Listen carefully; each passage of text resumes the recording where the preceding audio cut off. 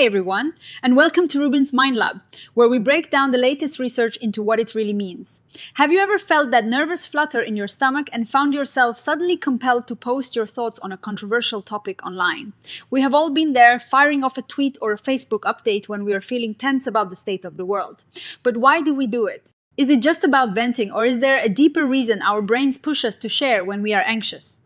A recent study took a deep dive into this habit to see if our emotions or our cold, hard logic are actually holding the steering wheel when we post. The researchers wanted to figure out what drives us. They focused on three main things. First, there is the feeling of anxiety, that restless, uncertain state. Second, there are the perceived social rewards, like feeling connected or getting likes. And third, there are the perceived social risks, such as being mocked or getting into an argument. To test this, they ran an experiment with over 500 people in the United States. They asked people to spend a few minutes writing about situations that either made them feel really relaxed or really anxious. Once they set the mood, they gave them different scenarios about sharing opinions on gun laws, which is a pretty hot button topic. By doing this, they could see if being in a specific emotional state or having certain expectations about feedback changed the participants' urge to hit that share button. Here is what they found. It turns out that anxiety is a powerful engine for sharing.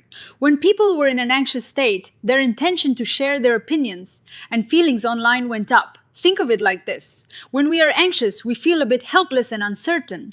Sharing something, anything, can feel like a way to regain some control or reach out for comfort from our friends and followers. But there is a twist. The researchers also looked at the social side of the coin.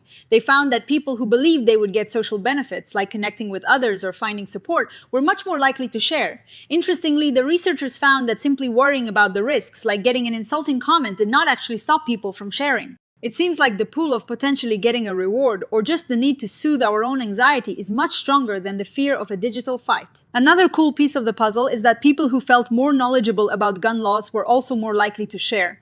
It makes sense, right? When you feel informed, you are probably less worried about being called out for being wrong, which makes the whole act of posting feel safer and more rewarding.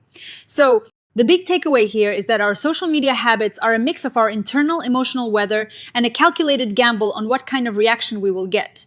We are often looking for that sense of belonging or the chance to be heard, and that drive can easily drown out the fear of people disagreeing with us. Now, looking at this study, I think it is really insightful because it helps us understand why our feeds look the way they do. We are not just sharing facts or news, we are acting out our emotions and performing our social connections. A strength of this study is that it gets into the psychology behind the share without being too theoretical. However, I think it is important to remember that this study used gun laws as the topic. People might behave differently if they were sharing a recipe or a funny cat video. Also, not everyone sees social media the same way. Some people use it for professional networking, while others use it for private chatting with close friends.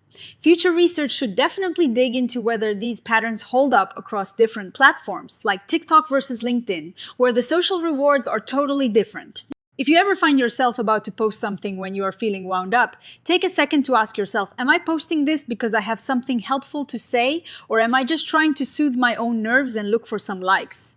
Understanding our own motives is the first step to being a more thoughtful communicator. If you enjoyed this dive into the psychology of our digital lives, please hit that like button. Leave a comment with your own thoughts on why you share, and make sure to subscribe to the channel.